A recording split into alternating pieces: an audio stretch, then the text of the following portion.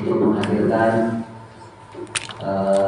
kebaikan, menghadirkan generasi yang paling baik yang pernah ada, yang ada di muka bumi ini, walaupun tentunya tidak semudah apa yang kita bayangkan. Tetapi dengan bermodal keyakinan, dan berharap kebesaran, maka bismillah kita akan mengulangi kembali kebesaran yang pernah ada di kampung ini, yang dulu pernah hadir di zaman para sahabat mulia.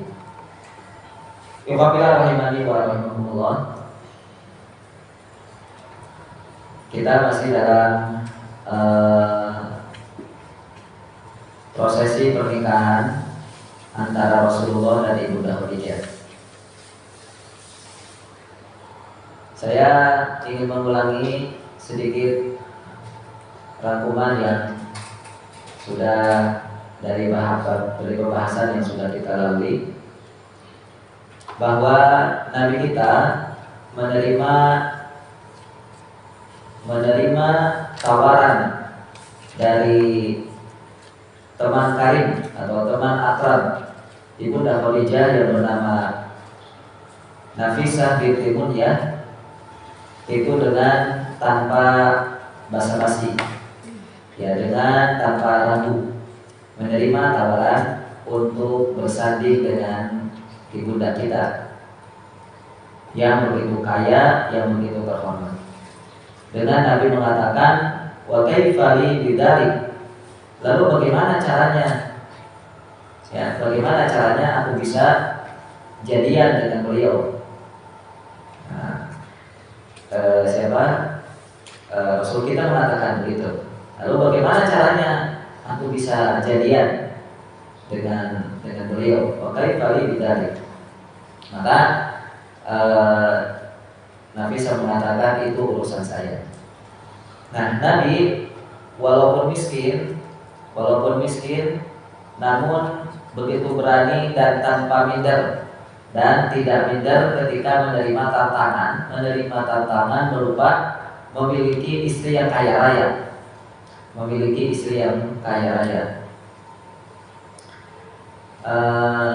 Karena tentunya banyak sekali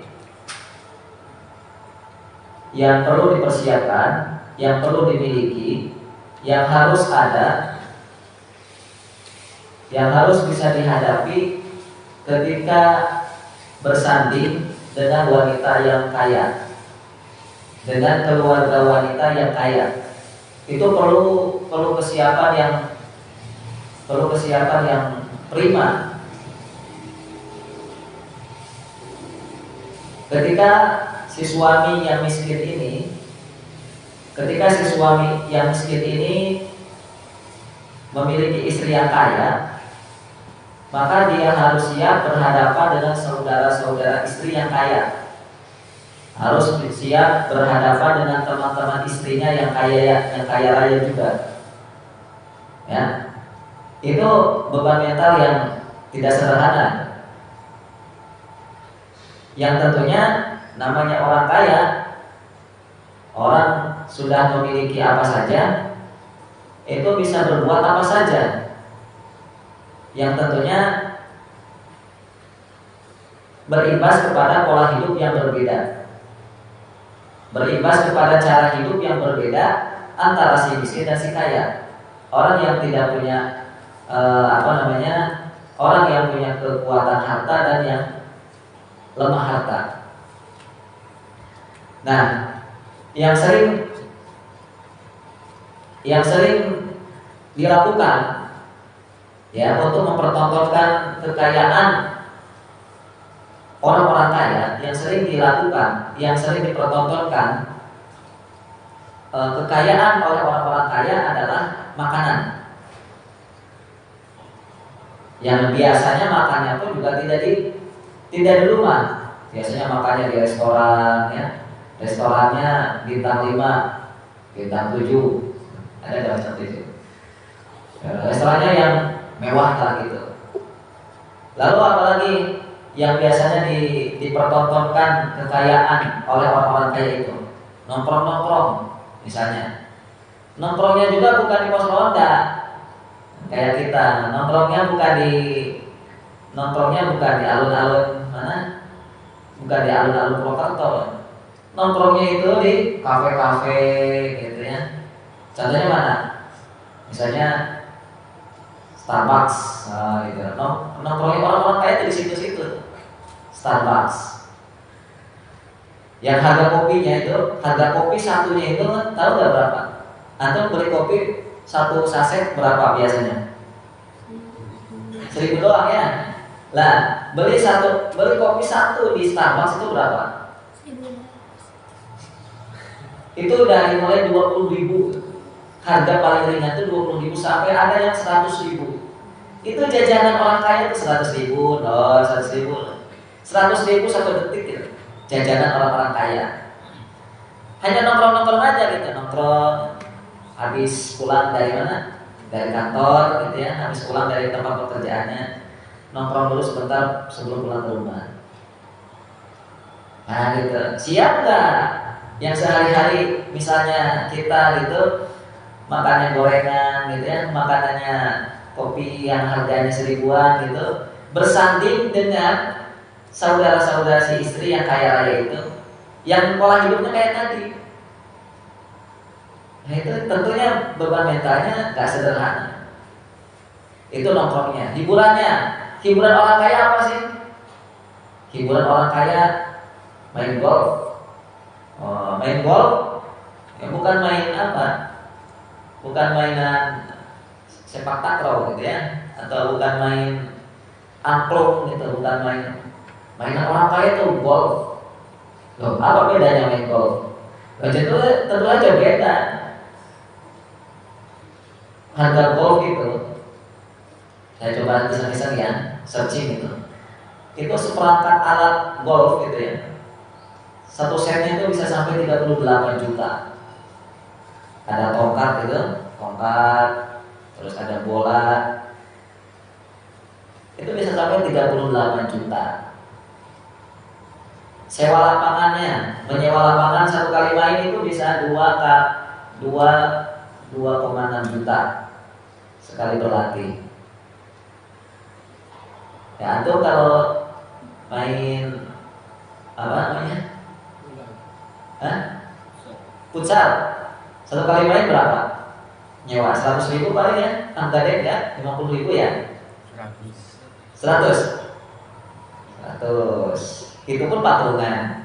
Ya, itu pun patungan. 100.000 dikali 12 orang berarti satu orang ya 15.000 gitu. Itu mainannya kita, itu hiburannya kita. Mainan orang kaya tuh satu kali main 3 juta, satu kali main. Alat-alatnya itu bisa sampai 40-an juta.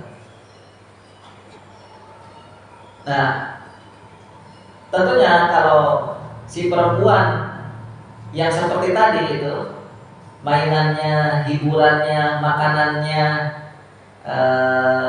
nongkrongnya gitu, itu kalau dinikahi oleh si laki-laki yang miskin, itu tidak akan mungkin langsung bisa diterima, tidak langsung bisa menerima, atau malah mungkin ditolak.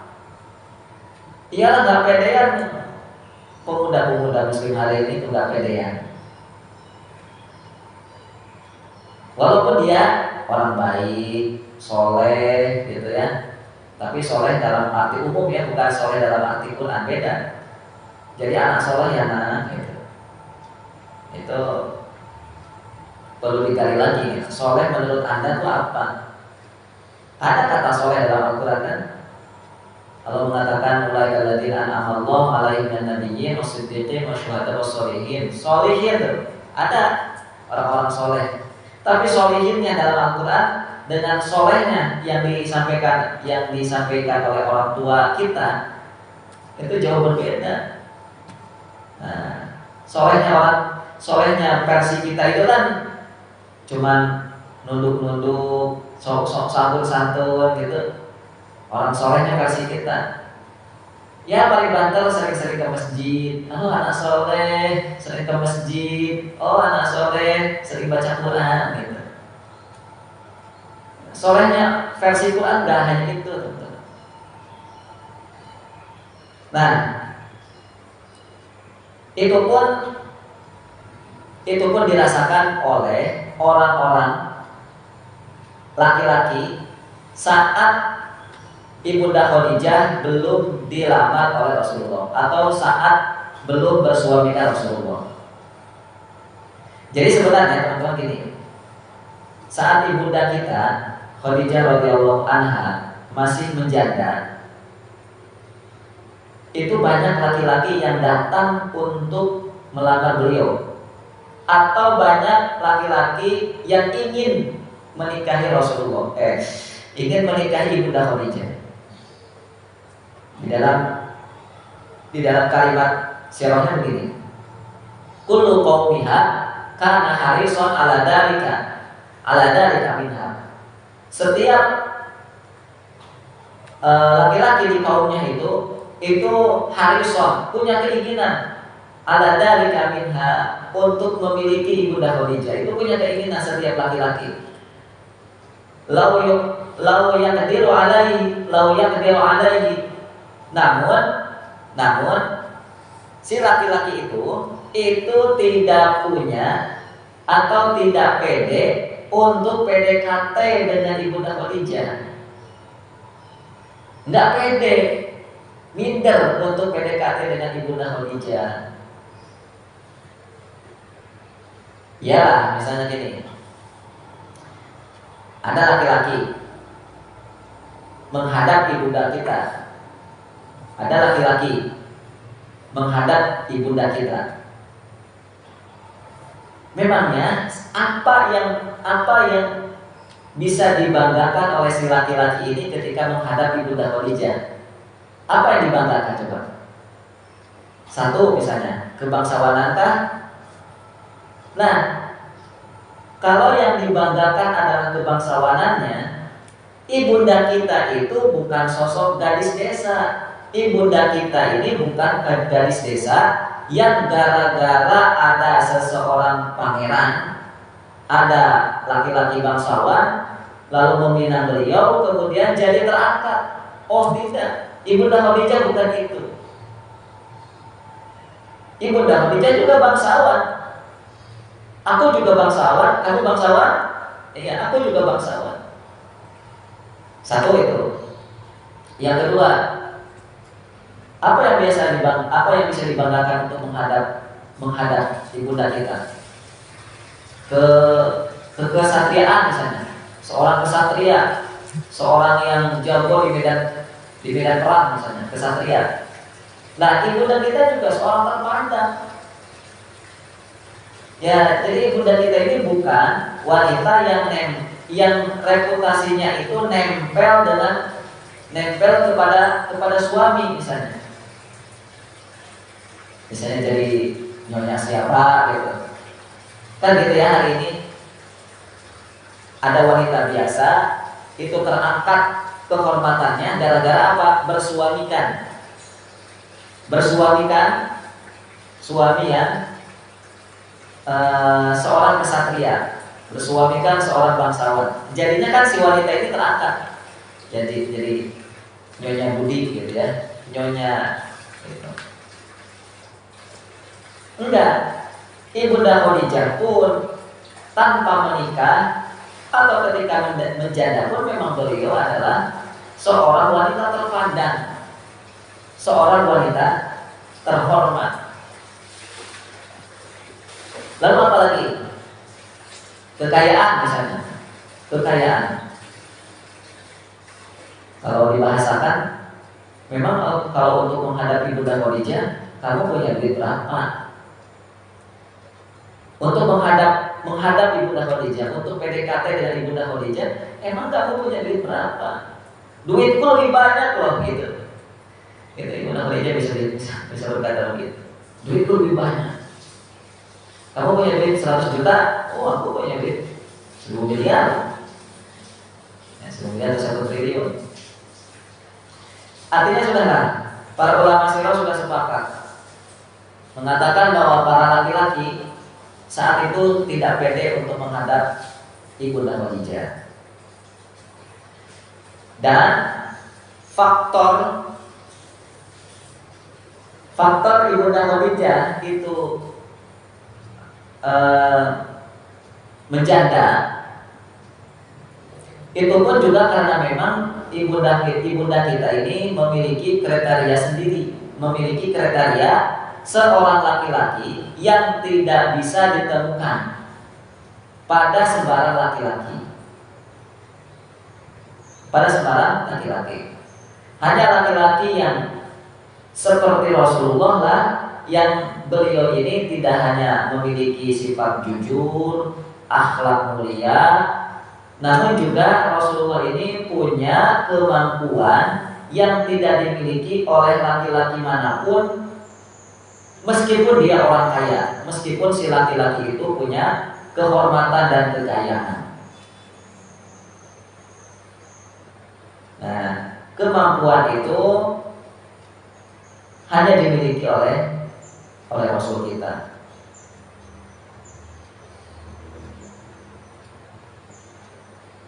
Karena gini teman-teman, hari ini termasuk juga kapan-kapan gitu ya, kapanpun dan dimanapun, Rasul kan tadi jujur, akhlaknya mulia. Orang yang jujur, orang yang baik akhlaknya, itu hari ini yang kita lihat ya, yang kita pahami, pasti akan ada saja kekurangan dalam hal yang lain. Ya, pasti akan ada saja kekurangan dalam hal yang lain. Dia jujur, tapi ada bolongnya. Orangnya jujur sih, tapi pemarah gitu. Jadi ada bolongnya. Dia akhlaknya baik sih, sopan, tidak santun, tapi dalam hal fisik lemah.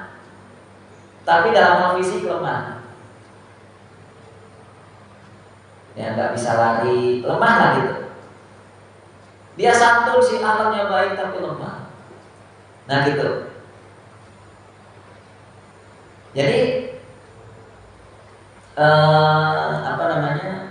ya walaupun kriteria yang diinginkan oleh Ibunda Khadijah itu 3 yang disampaikan dalam sejarah yang kita kemarin sudah sampaikan itu, yaitu akhlak yang baik, kejujuran dan amanah itu. Tetapi kalau ini diterapkan kepada laki-laki selain Rasulullah, pasti ada titik lemah yang lain, pasti ada bolong-bolong yang lain. Nah, karena Rasul itu sempurna, maka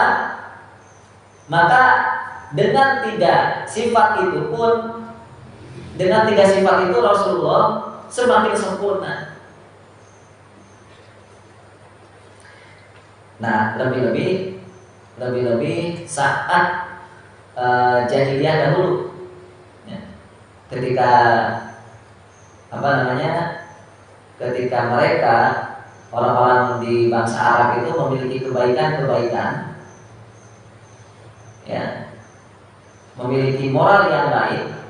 Kan orang-orang jahiliyah itu bukan orang yang tanpa moral yang baik. Mereka punya kebaikan. Mereka suka menepati janji, mereka tidak suka berbohong. Itu kan kebaikan. Nah, moral-moral yang baik itu bagi bangsa Arab atau versi orang Arab jahiliyah saat itu didasarinya karena kesombongan, karena fanatik. Ada seorang baik, dermawan, Abu Jahal dermawan kan? Oh, dermawan. Tapi demi siapa? Tapi demi apa? Fanatik, demi keluarga, demi mengangkat harkat dan martabat gitu.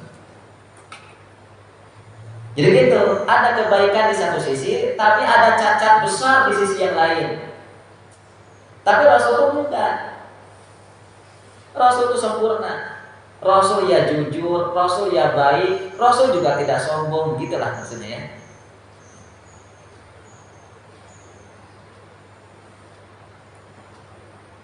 Dan ini tentu peran yang sangat penting adalah karena Rasul kita secara tidak langsung mendapatkan bimbingan dari Allah Subhanahu wa taala. Dibimbing oleh Allah. Apa buktinya Rasul kita dibimbing? Ya jelas. Bimbingan pertama, Rasulullah di usia 2 tahun dadanya dibelah.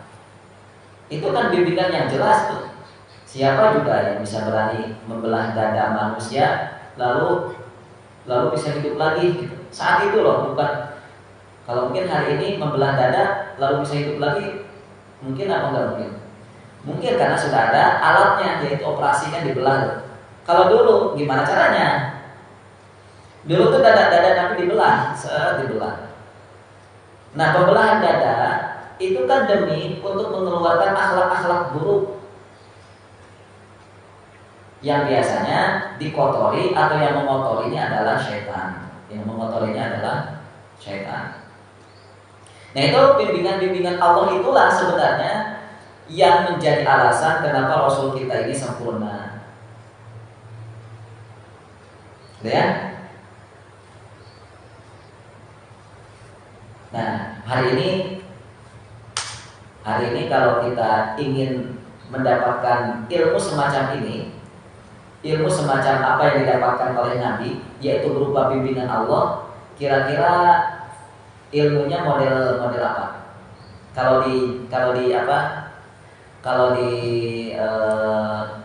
mudahnya untuk menggambarkan gitu ya, untuk menggambarkan mudahnya itu ilmu bimbingan Allah dulu sebelum jadi nabi ya, sebelum diangkat menjadi nabi. Hari ini itu ilmunya ilmu apa?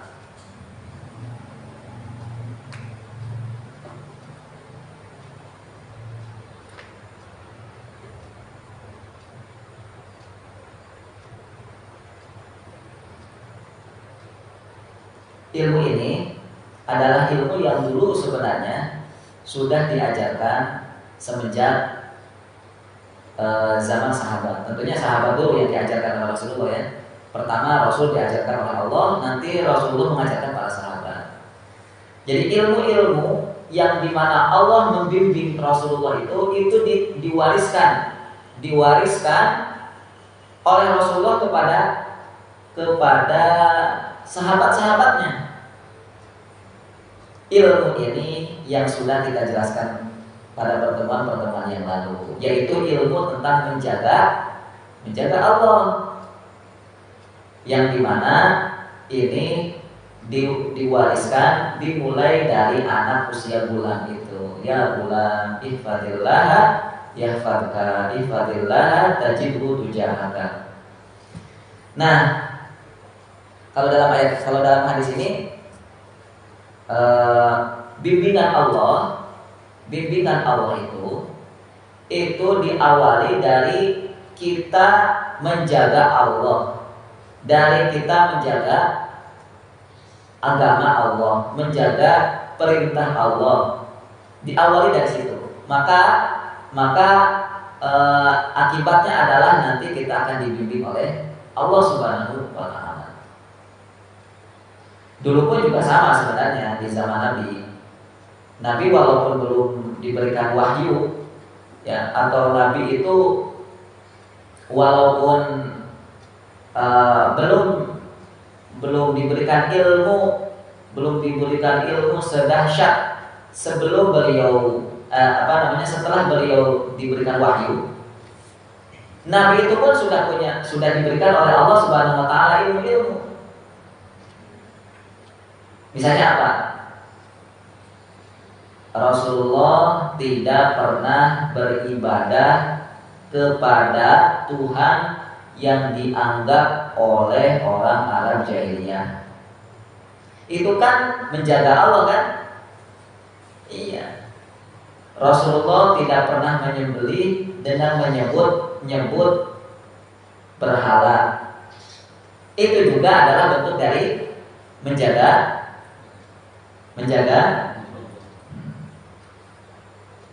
Rasulullah tidak pernah mencuri, Rasulullah tidak pernah berzina, Rasulullah tidak pernah berbohong. Itu juga di antara bentuk menjaga.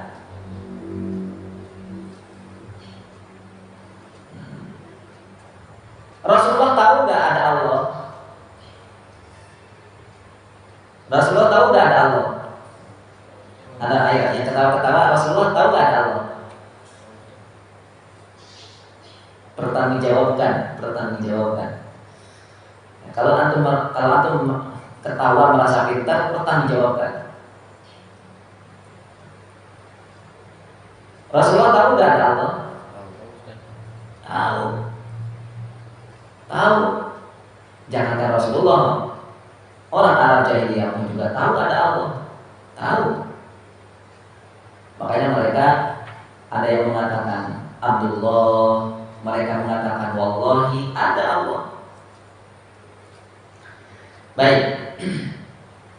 Ada Allah Subhanahu wa taala. Namun bedanya Rasul kita sallallahu alaihi wasallam benar-benar memegang teguh keyakinan tentang adanya Allah. Memegang teguh keyakinan dengan adanya Allah itu berupa apa? Berupa tidak menyembah kepada selain Allah. Walaupun tidak diajarkan, belum diajarkan bagaimana cara menyembah Allah itu. Belum ada sholat, belum ada sholat.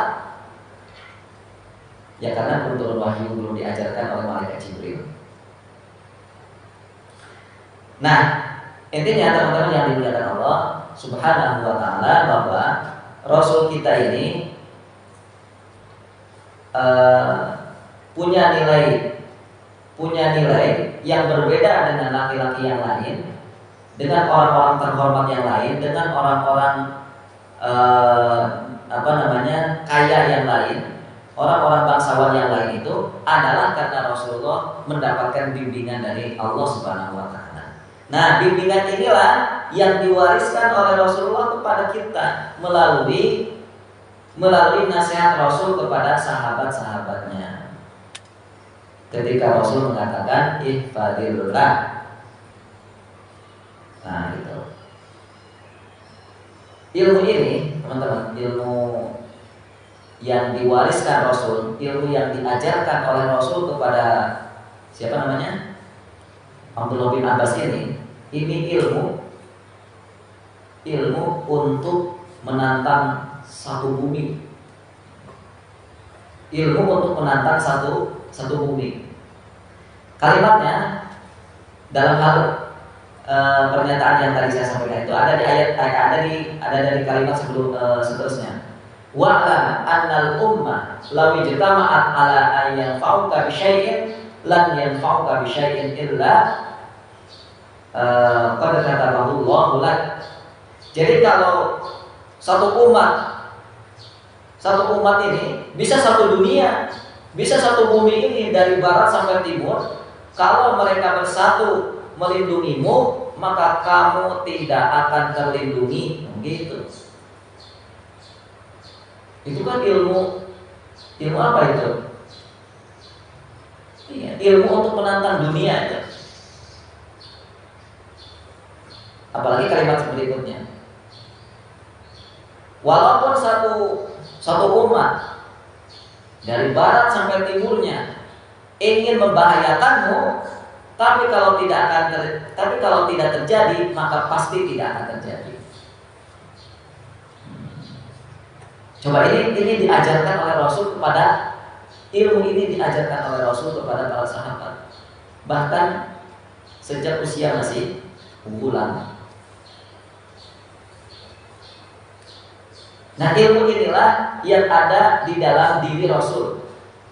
Sehingga Rasul tidak pernah takut, jangankan berhadap-hadapan dengan Ibunda Khadijah, dengan sosok yang kaya raya gitu. Jangankan berhadap-hadapan dengan orang Quraisy gitu, dengan Arab Jahil, dengan Arab Jazirah Arab. Rasul kita sudah diamanahi, Rasul kita sudah dibimbing oleh Allah berupa kalimat ini, itu bisa menantang dunia. Persia Romawi dilawan, gitu loh. Jadi tenaga kekuatan Muslim itu ada di sini nih. Ini namanya ilmu apa? Ilmu iman. Makanya biar antum bisa menjawab, biar antum bisa paham, dengerin, jangan ketawa, jangan lihat sana sini, nantinya ya tadi nggak fokus, ya nggak fokus, pasti akan ada yang bergelayut di pikiran antum. Ya, baik.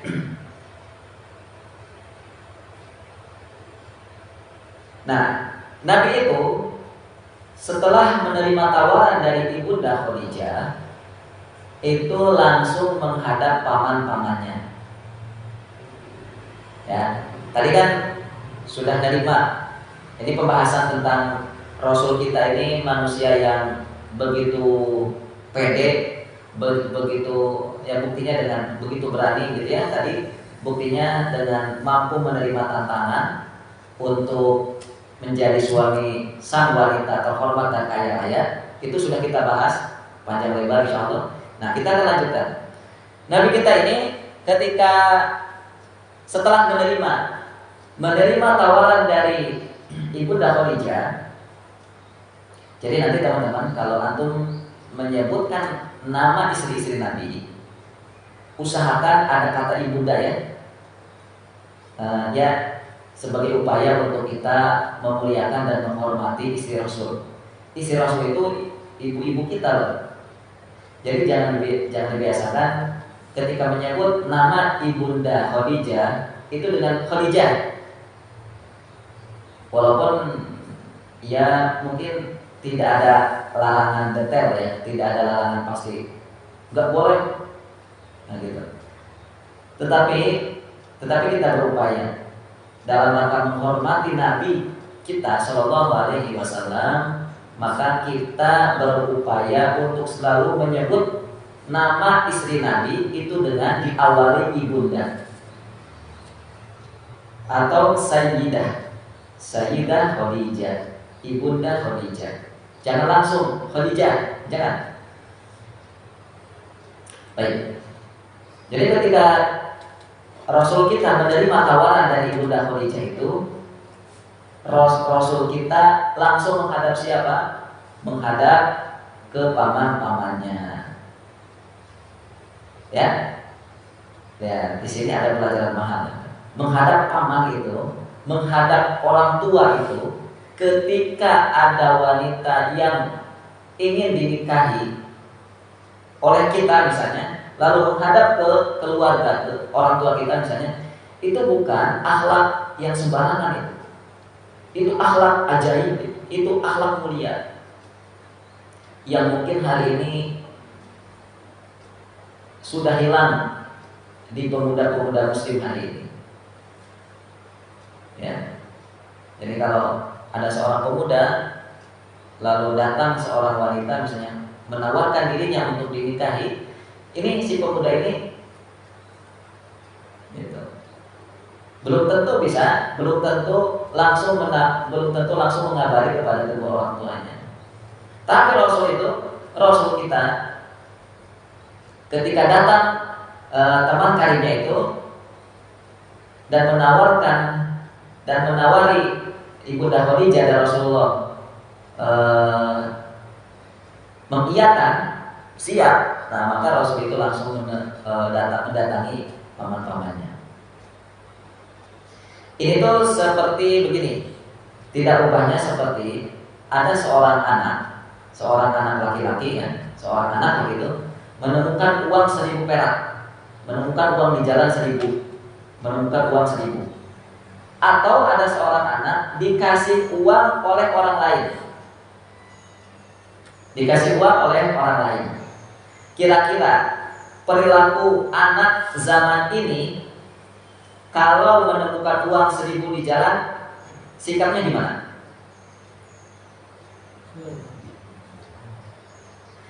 Atau ketika anak itu dikasih uang entah itu 1.000 atau 5.000 oleh orang lain, sikap dia biasanya seperti apa? Ya, diambil lalu dijajakan. Itu kalau kita mengaca, bercermin kepada Rasul kita, anak yang baik itu harusnya ketika dia menerima uang atau menemukan uang di jalan atau menerima uang dari orang lain itu kasih tahu kepada walinya, memberikan kabar kepada kedua orang tuanya. Itu, Pak, Bu, aku dikasih uang 1.000 sama siapa gitu. Gitu, kasih tahu. Ini kalau saya sendiri ketika mendapatkan kabar seperti tadi itu, anak saya dikasih uang kemudian ngabari ke saya, Bi, aku dikasih uang. Oh, itu senangnya luar biasa.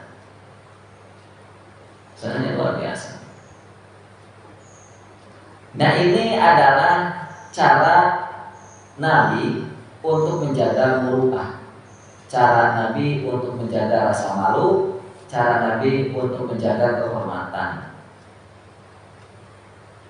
Ya, seperti itu anak. Maka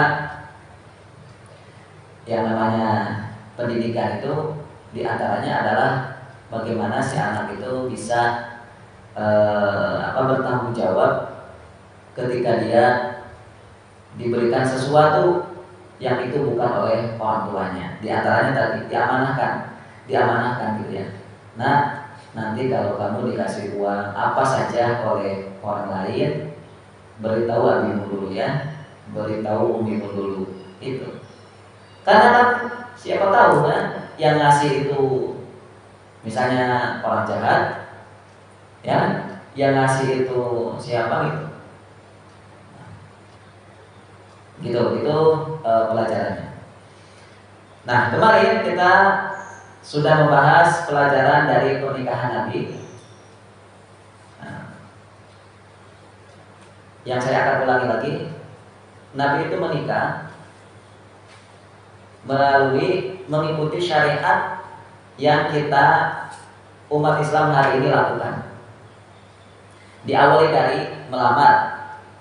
Nah, melamar itu kan tradisi atau aturan yang sudah ditetapkan oleh syariat ini, melamar. Rasul kita sama, melamar, dikawal oleh walinya, paman-pamannya, karena saat itu memang Rasul sudah ditinggalkan oleh kedua orang tuanya. Mendatangi siapa? Mendatangi wali, bukan langsung Khadijah, ibunda Khadijah, tetapi langsung mendatangi walinya ibunda Khadijah. Yang disepakati atau yang yang masyhur ya, yang disepakati itu walinya ibunda Khadijah itu adalah paman-pamannya. Karena ada pendapat bahwa saat itu orang tua atau ayahnya itu masih hidup. Ya, sebagian ulama mengatakan ayahnya ibunda Khadijah itu masih hidup. Tapi yang jelas paman-paman Rasulullah mendatangi paman-pamannya ibunda Khadijah. Setelah itu apa? Setelah itu diterima lamaran Rasul. Maka saat itu juga langsung ada prosesi khutbah nikah, langsung nikah. Jadi pernikahan Rasul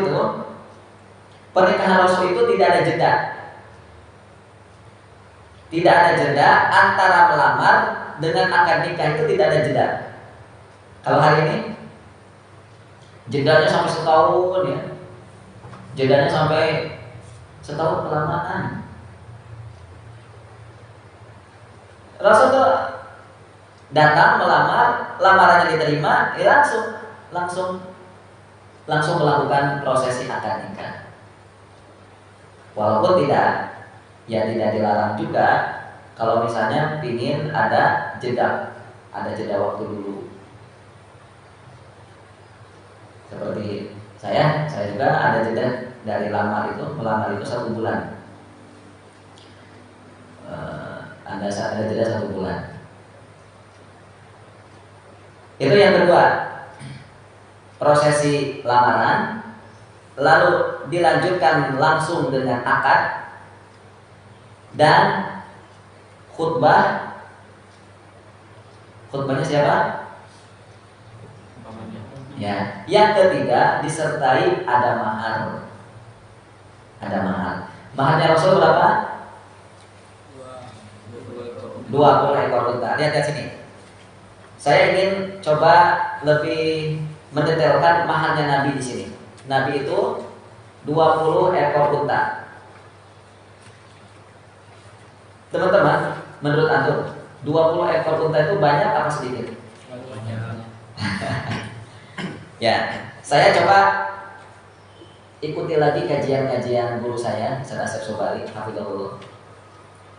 Ternyata tradisi masa itu orang punya unta 10-20 ekor itu di tengah-tengah masyarakat Arab itu bukan orang kaya. Abdul Muthalib, kakek Rasul itu, unta yang disita oleh Abraham datang kan dulu itu ingin menghancurkan Ka'bah. Itu kan pertama-tama menyita dulu unta-untanya Abdul Muthalib. Unta yang disitanya berapa? 200. Jadi ratusan itu sangat wajar. Ratusan unta itu sangat wajar di tengah-tengah Arab jahiliyah. Utsman bin Affan kan sangat kaya. Termasuk tadi Abdul Muthalib itu juga kaya raya. Utsman bin Affan itu ketika menyedekahkan unta di perang Tabuk itu 700 ekor unta. 700. Ya. Kemudian Abdurrahman bin Auf itu orang kaya juga. Radhiyallahu anhu. Itu ketika pulang dagang itu sekali pulang itu kan pasti bawa barang dagangan. Dulu kan belum ada kontainer belum ada. Nah, kontainernya dulu itu unta. Kontainer untuk membawa barang-barang dagangannya para pembisnis itu dulu tuh unta. Nah, berapa unta yang datang ke Mekah miliknya Abdurrahman bin Auf sekali pulang? Kira-kira berapa? Ya, hampir 1000 ekor. Datang dari Syam, dari Persia, pokoknya sekali datang ke Mekah tuh sekitar itu. Sudah rata sampai 1000 ekor. Jadi kalau orang tuh punya 10 ekor unta, 20 ekor unta itu bukan orang kaya. Apalagi unta-untanya Rasul itu bakroh. Bakroh itu bukan unta besar, unta muda. Sudah begitu sebagiannya ngutang ke pamannya. Sudah jadi seperti itu. Entah 20 ekor unta itu sebagian punya Rasul itu berapa ekor ya, dan sebagiannya lagi punya paman itu sebagian lagi berapa itu tidak disebutkan. Jadi ini yang membuktikan bahwa Rasul kita ini bukan orang kaya. Kalau antum menemukan sebuah riwayat bahwa Rasul kita ini ngasih mahar Ibunda Khadijah itu 100 ekor unta dan untanya unta merah, itu perlu dipertanyakan. Mana datanya? Ini kan ada orang yang saking ingin menunjukkan bahwa Rasul itu orang kaya. Ya, Rasul itu adalah orang kaya. Padahal sudah jelas Rasul kita ini adalah orang yang miskin. Ini saya coba ingin menularkan kepada antum ya. Kondisi Rasul saat menikah dengan Ibunda Khadijah itu kaya apa miskin? Nah, saya ingin mematangkan antum, tambah yakin lagi bahwa Rasul itu bukan orang kaya. Rasul kita bukan orang kaya. Ini supaya apa sih? Supaya apa coba?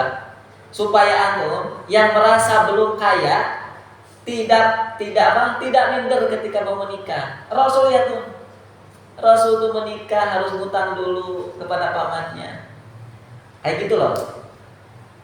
Jadi kalau umpamanya Rasul itu kaya gitu ya ketika menikah, berarti kan itu seperti seolah-olah jadi aturan. Berarti kalau mau menikah harus kaya dulu. Kenapa? Karena Nabi pun juga kaya. Lihat maharnya berapa sama ibunda sama istri-istrinya. Kayak gitu loh. Masya Allah ya. Jadi kalau fakta itu diputarbalikan, contohnya seperti mahar Nabi. Seperti mahar Nabi itu yang sejatinya adalah 10 atau 20 ekor unta itu diputarbalikan menjadi 200 unta, itu nanti akan membuat kesimpulan yang salah. Ini akan membuat nanti salah satunya adalah pemuda-pemuda muslim jadi minder untuk menikah. Karena rata-rata pemuda-pemuda muslim belum cukup dalam hal harta. Dan kemarin juga kita sudah sampaikan bahwa ketika teman akrabnya Ibunda Khadijah yaitu Nafisah binti Munyah itu mengatakan pertama kali kepada Rasulullah. Nah, ini baru yang disampaikan oleh Nafisah mengatakan gini, wahai Muhammad. Nah, karena dulu belum jadi nabi, kalau kita ya sallallahu alaihi wasallam. Apa yang menghalangimu untuk tidak menikah? Rasul mengatakan apa? Aku belum ada kecukupan untuk menikah. Belum punya harta, Rasul kita itu. Lah, ngapain juga kalau Rasul itu sudah punya harta? Rasul sudah punya dagangan, sudah punya apa? Sudah jadi orang kaya. Ngapain juga Rasul harus ikut jadi pegawainya Ibunda Khadijah? Ngapain juga Rasul harus ikut-ikutan untuk mendagangkan barang orang lain? Itu kan berarti Rasul kita bukan orang kaya. Paham? Sudah ya? Saya sudah cukupkan sampai di sini. Dan kalau antum ditanya lagi, Rasul kita orang kaya atau orang miskin ketika menikah dengan Ibunda Khadijah, maka jawabannya sudah pasti bahwa Rasul kita miskin. Ya.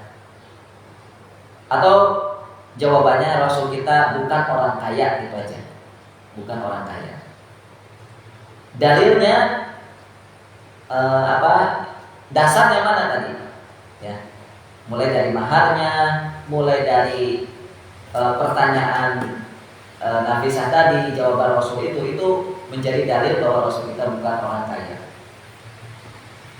Itu yang ketiga. Jadi prosesi pernikahan Nabi itu satu lamaran, kemudian akad, kemudian mahar, yang keempat tidak lupa juga dihadiri oleh tamu undangan. Itu kan sama kan dengan kita sekarang. Tamu undangannya Rasul siapa? Tamu undangannya Rasul itu dari kalangan Bani Hashim dan Bani Mudhor. Nah, Bani Mudhor. Baik. Secara bobot riwayat ini tentang usia tentang usianya Ibunda Khadijah. Kalau yang masyhur itu 40 ya. Kalau yang masyhur itu 40. Tetapi secara riwayat yang paling kuat itu 28. Usia Ibunda Khadijah ketika dinikahi oleh Rasulullah itu 28 tahun. Riwayat yang paling sahih, riwayat yang paling kuat. Berarti gimana? Kesimpulannya 28 tahun itu kan amat muda ya, 28. Tetapi walaupun ibunda kita 28 tahun, beliau begitu teramat sangat dewasa.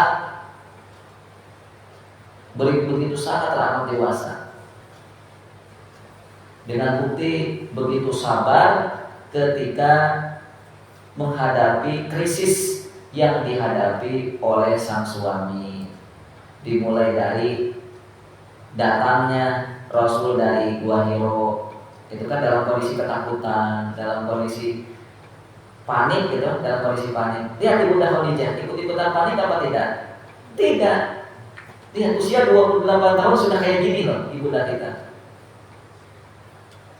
Kalau hari ini jangan ke 28, wanita-wanita sudah 30, sudah 40, bahkan sudah jadi ibu-ibu itu ada suaminya datang dalam keadaan panik, ikut-ikutan panik.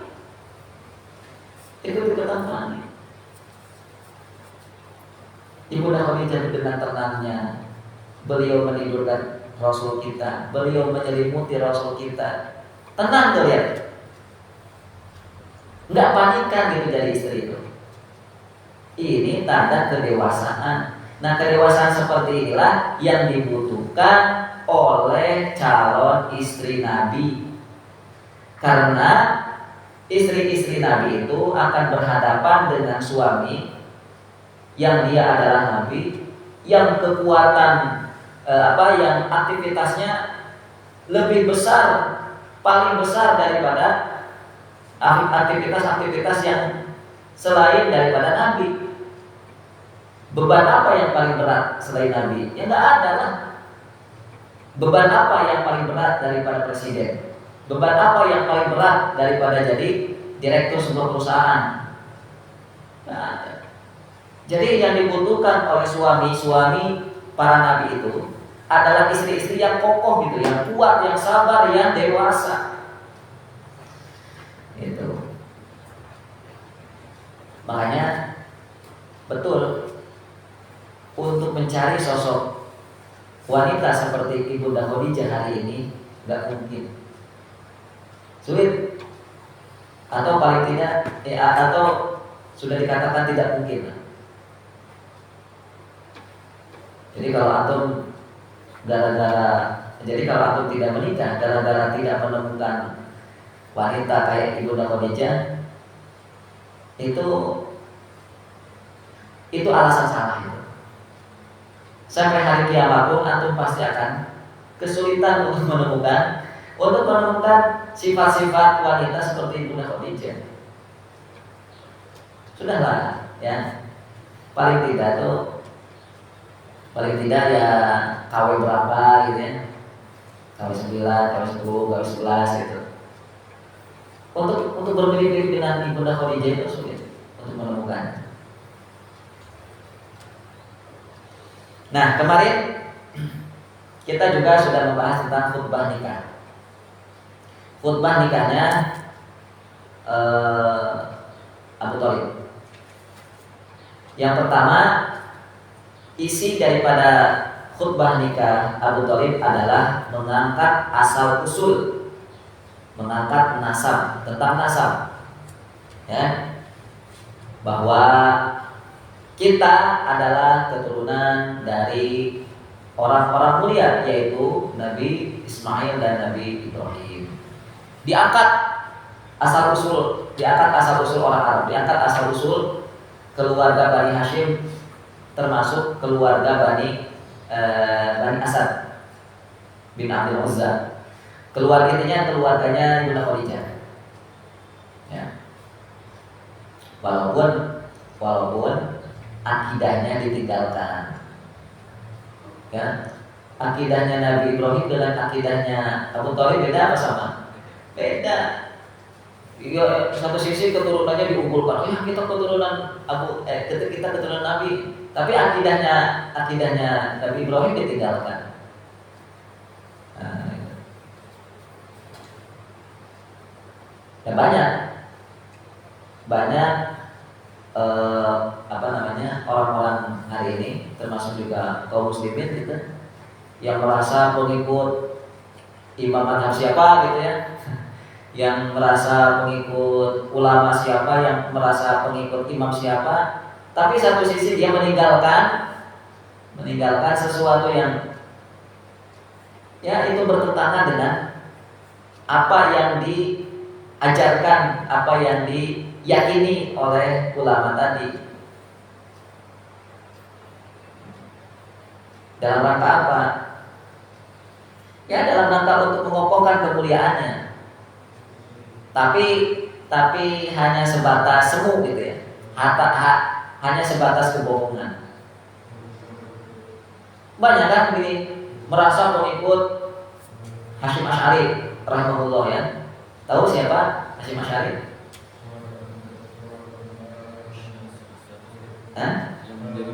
Yang mendirikan PBNU. Wah, kita merasa bangga menjadi pengikutnya Hasyim Asy'ari. Tapi nilai-nilai perjuangannya beliau ditinggalkan. Yang aku tahu nilai-nilai perjuangannya Hasyim Asy'ari rahimahullah itu apanya? Perjuangan melawan Belanda dengan mengeluarkan resolusi jihad. Tapi pengikut-pengikutnya malah bergandengan tangan dengan komunis. Aneh kan? Malah bergandengan tangan dengan penjajah Cina. Kok bisa merasa pengikut Kiai Hasyim Asy'ari rahimahullah, tapi perjuangannya ditinggalkan? Gitu. Itu kayak apa kira-kira ininya, sebabnya? Ayo, sebabnya kenapa? Satu sisi dia mendewa-dewakan dalam tanda kutip keturunan Kiai Hasyim Asy'ari. Satu sisi dia meninggalkan nilai-nilai perjuangan yang sudah ditorehkan oleh beliau. Dengan bukti apa? Dengan bukti pengikut Kiai Hasyim Asy'ari tapi bergandengan tangan dengan komunis, dengan penjajah. Itu kira-kira penyebabnya apa? Kedudukan, apalagi harta. Kedudukan, harta, popularitas. Nah, beberapa perkara inilah yang jadi penghalang seseorang untuk mengikuti orang yang dia anut itu, orang yang dia muliakan itu. Sebetulnya ada yang paling vital, paling fundamental. Sebabnya karena orang-orang ini dia tidak jelas memahami sejarah. Sejarah tentang Bani Hasyim, sejarah tentang Kiai Hasyim Asy'ari itu tidak dipahami dengan komplit, tidak dipahami dengan sempurna. Harusnya itu ya, ini kan tanggal 11 November ya. Kemarin tanggal 10 November ada apa kemarin? Hari Pahlawan. Kalau Hari Pahlawan berarti yang harus diingat adalah salah satunya adalah Kiai Hasyim Asy'ari itu yang mengeluarkan resolusi jihad. Dengan resolusi jihad itulah berkobar tentara muslimin di Surabaya itu, dan Bung Tomo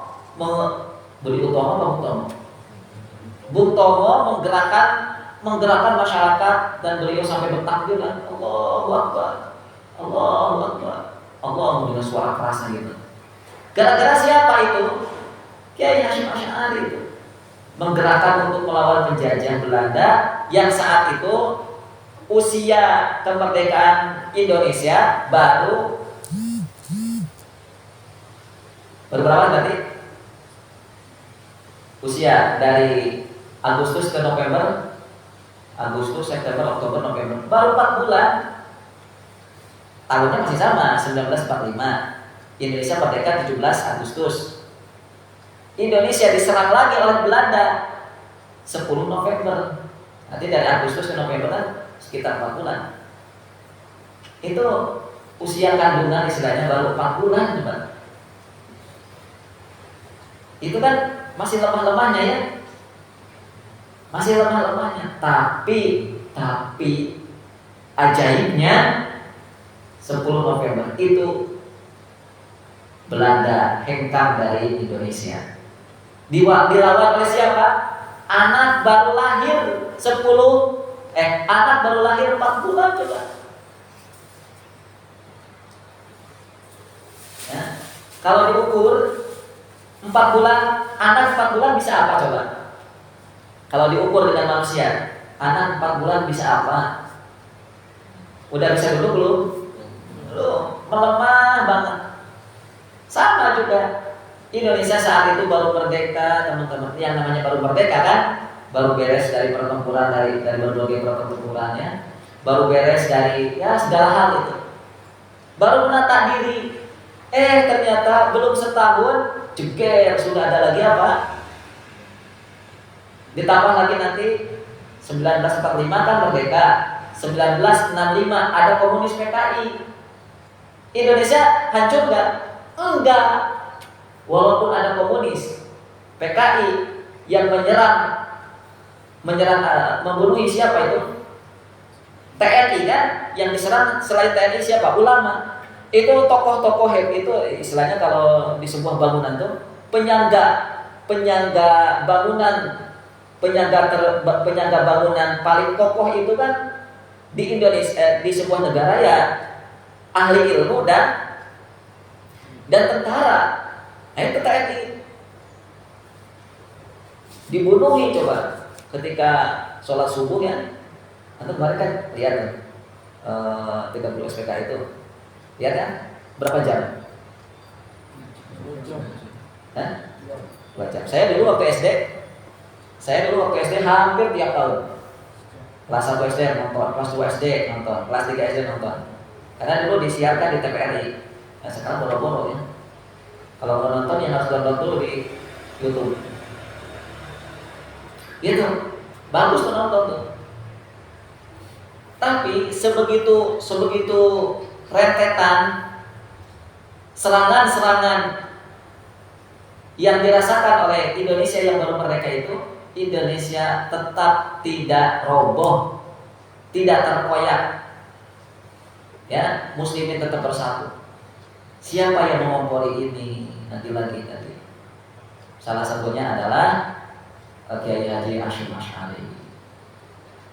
Nah, pertanyaannya tadi, kenapa kok orang-orang yang merasa pengikut-pengikutnya Hasyim Asy'ari rahimahullah kok hari ini malah bergandengan dengan orang-orang komunis, orang-orang penjajah? Kok tidak bersahabat dengan saudara-saudaranya? Enggak bersahabat dengan saudara-saudaranya. Padahal yang ditulis di dalam resolusi jihad itu adalah bersatu. Umat Islam Indonesia bersatu dong. Tapi lihat gimana kondisi muslimin hari ini yang merasa pengikutnya Kiai Hasyim Asy'ari itu kan ajarannya Kiai Hasyim Asy'ari itu diantaranya harus kuat dan harus tegas dengan komunis, harus tegas dengan penjajah. Yang kedua, harus bersatu antar sesama muslim. Coba kalau dulu ya, antara yang tidak kunutan dengan yang kunutan saling berantem, kira-kira itu Belanda saat mendatangi Surabaya bisa pulang lagi apa enggak? Enggak. Hari ini kan begitu, gara-gara enggak kunutan berantem, gara-gara enggak tahlilan berantem, gara-gara beda organisasi, yang satu Salafi, Muhammadiyah, NU, Persis, Al-Irsyad, berantem. Gara-gara beda organisasi coba. Padahal sama-sama sholatnya menghadap kiblat. Muhammadiyah kiblatnya kemana kalau sholat? NU menghadap kemana kiblatnya kalau sholat? Ka'bah. Salafi kalau sholat menghadap kemana? Ke Ka'bah. Apalagi Al-Irsyad kalau sholat menghadap kemana? Ke Ka'bah. Loh, kenapa harus berantem? Nggak masuk akal kan? Nah, makanya saya dulu pernah sampaikan di sini. Jangan sampailah alumni Baitul Arqam itu mengikuti tradisi, ya, mengikuti tradisi orang tua yang sudah mendahulu kita atau yang masih ada hari ini, yang dimana sesama muslim, ya, tradisinya masih gontok-gontokan, masih berantem. Baik, yang kedua, Abu Thalib menjelaskan atau mengangkat siapa kita di tengah-tengah masyarakat, atau ini berkaitan dengan status sebagai keluarga yang menjadi masyarakat terhormat. Mengapa? Karena pelayan Ka'bah dan juga pemutus masalah dan menjadi hakim manusia. Yang kemarin kita sudah jelaskan. Kemudian yang ketiga, isi khutbah berikutnya adalah menjelaskan segala keunggulan dan kelebihan Nabi kita, termasuk kekurangannya. Namun kekurangannya Rasul itu, yaitu harta, itu tetap tidak mengurangi daya tarik Rasul, tidak mengurangi.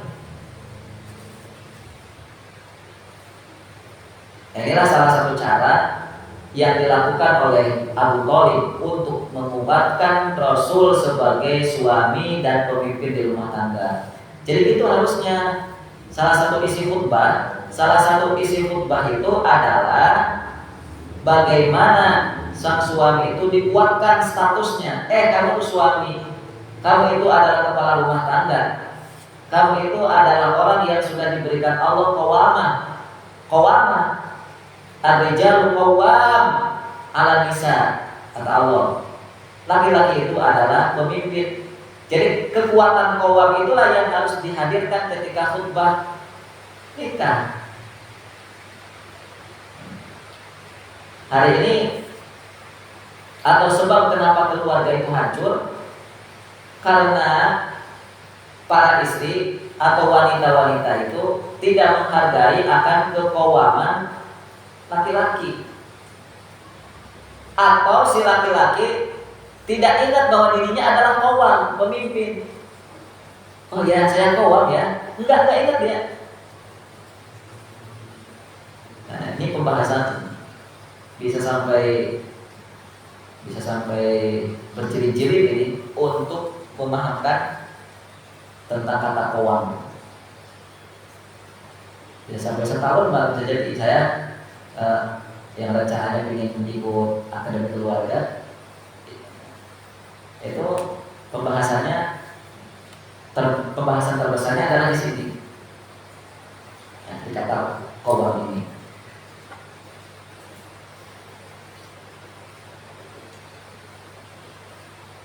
Terlebih lagi isi khutbah Abu Thalib ini isinya adalah Abu Thalib mengabarkan kepada Ibunda Khadijah bahwa sebentar lagi keponakannya ini akan mendapatkan satu berita besar, yaitu kenabian. Nah, itu supaya dikabari itu keistimewaannya dikabarkan, disampaikan kepada istrinya dan keluarga istri. Supaya apa? Supaya sang istri ini, yaitu Ibunda Khadijah, mempersiapkan diri bahwa dirinya sedang bersuamikan siapa gitu. Bahwa dirinya sedang mempersuamikan siapa. Bukan laki-laki biasa. Berarti memang Abu Thalib ini jasanya hebat ya. Jadi mengawal Rasul, membimbing Rasul, mengasuh Rasul itu bukan hanya di usia 8 tahun saja, tapi ketika Rasul menikah pun itu bimbingan Abu Thalib tetap, ya, dukungan Abu Thalib itu tetap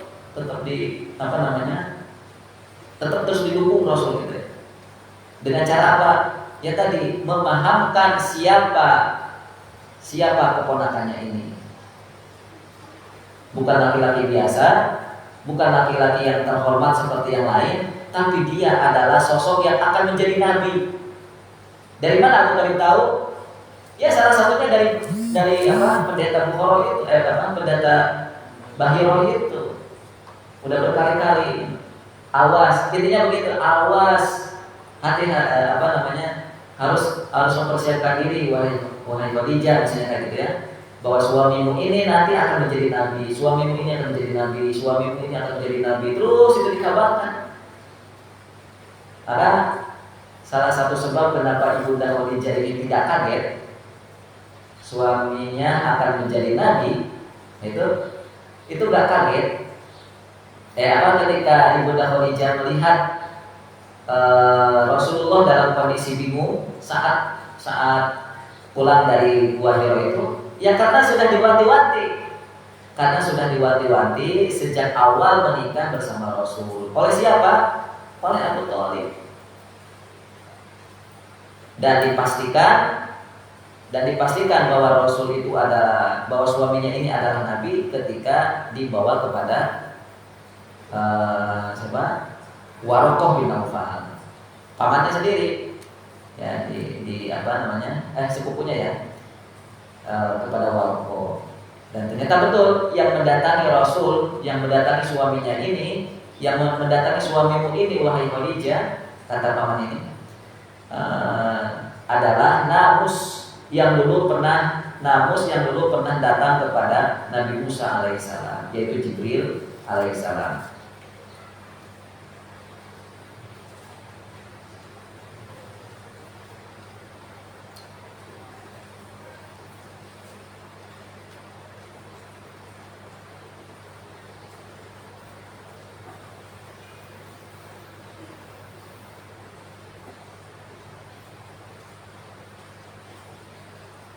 Ya, terakhir Ibunda Khadijah hidup bersama Nabi berapa tahun? 25 tahun. Berarti kalau Ibunda Khadijah usia dinikahi oleh Rasul 28, kalau 25 tahun berarti usia wafatnya Ibunda Khadijah berapa tahun? 53 tahun. Tuh. Nah, inilah yang menjadi standar, yang menjadi dasar kenapa usia Ibunda Khadijah yang paling kuat itu ketika dinikahi oleh Rasul adalah 28. Karena selama 25 tahun itu Ibunda Khadijah melahirkan berapa anak? Berapa? 6.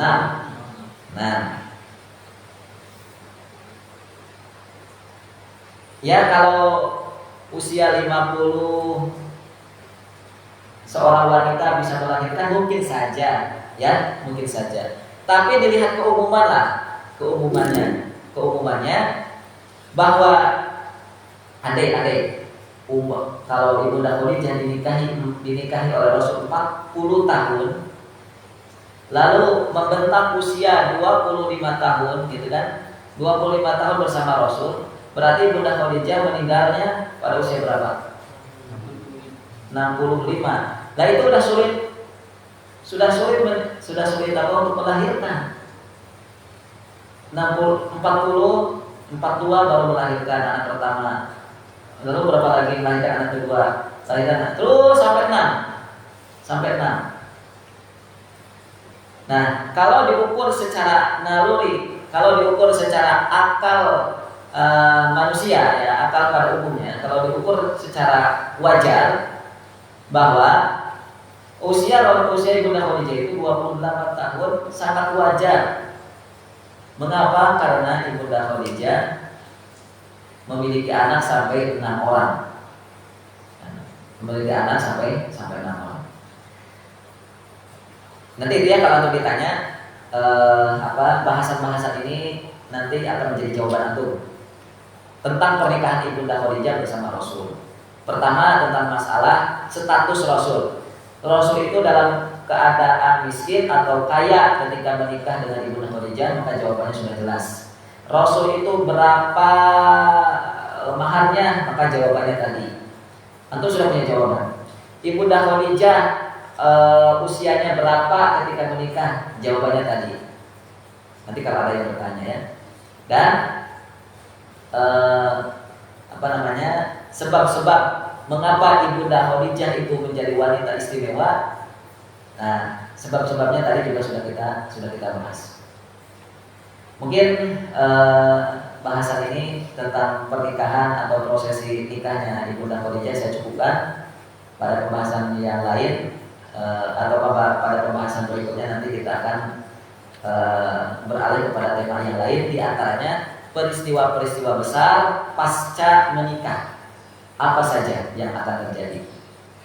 Wallahu ta'ala bishawab, kita cukupkan. Mari kita masuki majelis tasawuf. Assalamualaikum warahmatullahi wabarakatuh.